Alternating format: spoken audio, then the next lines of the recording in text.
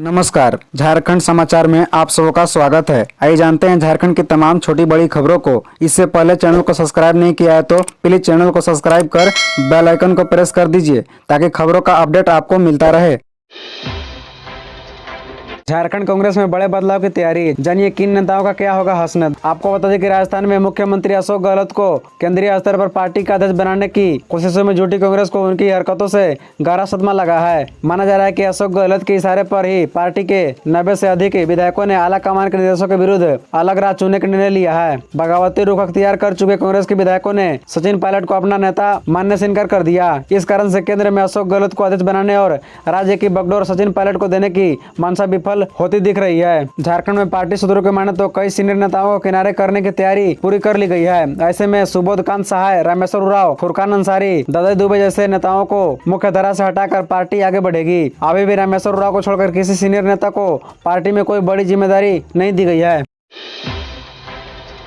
रांची में बोले श्यामखलन मुर्मू, झारखंड समेत 5 राज्यों में कर देंगे रेल रोड जाम। यह है पूरा मामला। दरअसल झारखंड में 1932 के खतियान पर राजनीति के बीच आदिवासी संघर्ष अभियान ने 30 सितंबर को कोलकाता में बड़ी रैली की घोषणा की है। साथ ही 30 नवंबर को देश के 5 राज्यों में रेल और रोड चक्का जाम करने का ऐलान कर दिया है। उन्होंने कहा कि 20 नवंबर तक केंद्र सरकार ने सरना धर्म कोड को लागू करने की दिशा में सकारात्मक पहल नहीं की तो झारखंड, बिहार, पश्चिम बंगाल, ओडिशा और असम में एक दिन के लिए चक्का जाम कर देंगे। आदिवासी संघर्ष अभियान के राष्ट्रीय अध्यक्ष श्यामखलन मुर्मू ने 27 सितंबर 2022 मंगलवार को रांची के मोरहाबादी में प्रेस को संबोधित करते हुए कहा कि झारखंड में आदिवासियों की स्थिति ठीक नहीं है। राज्य सरकार ने 1932 के खतियान आधारित स्थानीय नीति तय करने की घोषणा की है, अभी इसे लागू नहीं किया है। उन्होंने कहा कि मेरे विचार से यह लागू नहीं हो सकता। यह झारखंड मुक्ति मोर्चा का पॉलिटिकल स्टंट है, यह व्यवहारिक नहीं है। इस पर कोर्ट की तलवार लटकी हुई है।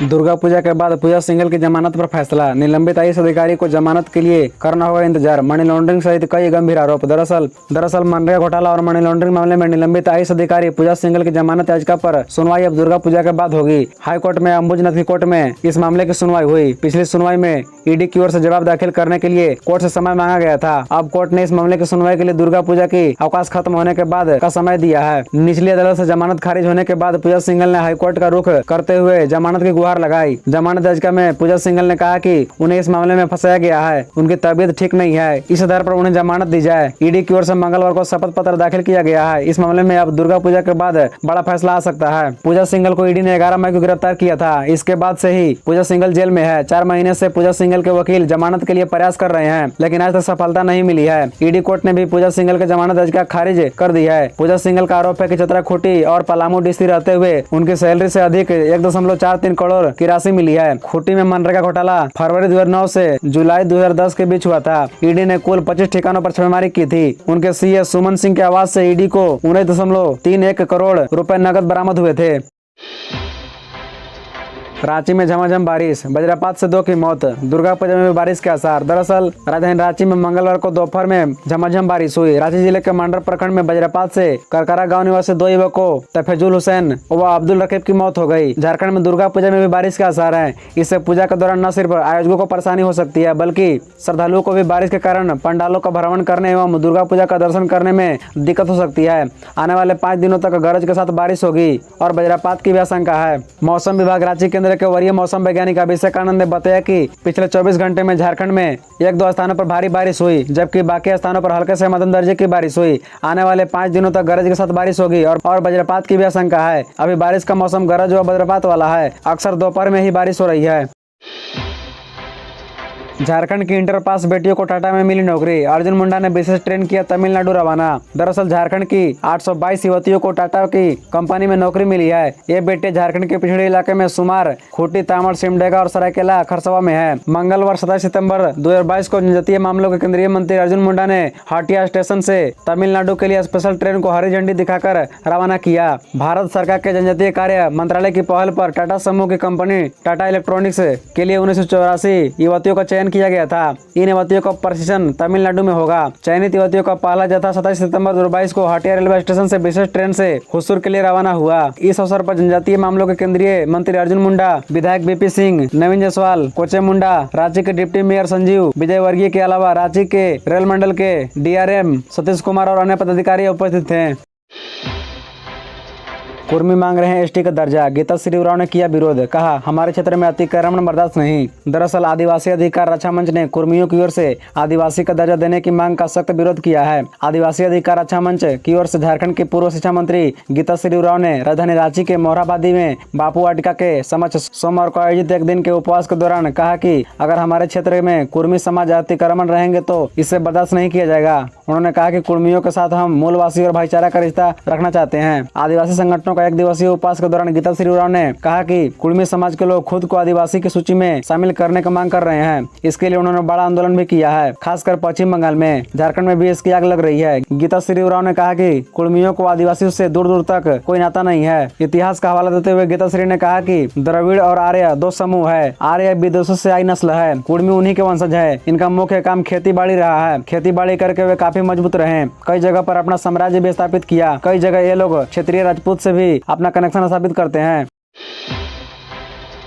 झारखंड के किसानों के लिए कैसे वरदान साबित हो रहा है किसान क्रेडिट कार्ड। दरअसल आपको बता दें कि झारखंड के मुख्यमंत्री हेमंत सोरेन के नेतृत्व में किसानों को किसान क्रेडिट कार्ड से आच्छादित करने की प्रक्रिया चल रही है। इसी का नतीजा है कि 15 सितंबर 2022 तक 19,18,511 केसीसी धारक राज्य में हो गए हैं, जबकि सितंबर 2021 के बाद 5,34,331 नए केसीसी को स्वीकृति दी गई है। यह किसान क्रेडिट कार्ड राज्य में किसानों के लिए वरदान साबित हुआ है। मुख्यमंत्री के निर्देश पर जल्द सरकार आपके द्वार कार्यक्रम शुरू किया जाएगा। इसके तहत छूटे हुए किसानों को केसीसी का लाभ दिया जाएगा। किसान क्रेडिट कार्ड के माध्यम से किसानों को खेती के लिए आसान ब्याज दर पर ऋण उपलब्ध कराया जा रहा है। इससे जहां किसानों को खेती में सहायता मिल रही है, वहीं उन्हें साहूकारों के चंगुल से भी मुक्ति मिल रही है। यही वजह है कि राज्य गठन के बाद से दिसंबर 2019 तक मात्र 409 करोड़ रुपए किसानों के बीच वितरित किए गए थे, जबकि वर्तमान सरकार द्वारा 900 करोड़ रुपए से अधिक स्वीकृति किए गए। 100 करोड़ के खनन घोटाले में हेमंत सोरेन व रघुवर दास का नाम, सरजू राय का बड़ा खुलासा। आपको बता दें कि राजनीति में एक समान समीकरण कभी नहीं रहते, समय के साथ यह बदलता रहता है। यही वजह है कि झारखंड में वर्ष 2019 में विधानसभा चुनाव के दौरान तत्कालीन मुख्यमंत्री रघुवर दास को हराने वाले सरजू राय अब मुख्यमंत्री हेमंत सोरेन के खिलाफ भी ताल ठोक रहे हैं। वर्ष 2019 में सरजू राय और हेमंत सोरेन एक दूसरे की तारीफ करते नहीं थकते थे। हेमंत सोरेन ने भाजपा से टिकट नहीं मिलने पर सरजू राय को चुनाव में समर्थन करने की घोषणा तक की थी। सरजू राय भी हेमंत सोरेन का चुनाव प्रचार करने दुमका पहुंच गए थे। चुनाव में जमशेदपुर पूर्व से रघुवर दास को हराने में सरजू राय ने कामयाबी पाई तो हेमंत सोरेन भाजपा को पछाड़कर मुख्यमंत्री की कुर्सी तक पहुंच गए। हेमंत सोरेन को मुख्यमंत्री पद से रहते हुए 1000 दिन से ज्यादा बीत गए हैं। अब सरजू राय और हेमंत सोरेन के रिश्ते में पहले की तरह गर्मजोशी नहीं रही। सरजू राय अब उनके कार्यकाल को भ्रष्टाचार से भरा बता रहे हैं। मंगलवार को उन्होंने यह मांग कर दी कि हेमंत सोरेन और रघुवर दास को ईडी समन करे। 1000 करोड़ के खनन घोटाले के आरोप पत्र में दोनों का नाम सामने आया है। अवैध वसूली में प्रेम प्रकाश दोनों का एजेंट है। कोर्ट में ईडी के आरोप पत्र के अनुसार 2015 से 2019 के बीच 137 रेक और 2020 से 2022 के बीच 117 रेक खनिज का बिना चालान ढुलाई हुई है। खबरों से जुड़े रहने के लिए चैनल को सब्सक्राइब, वीडियो को लाइक एवं एक दूसरे से शेयर जरूर करें। धन्यवाद।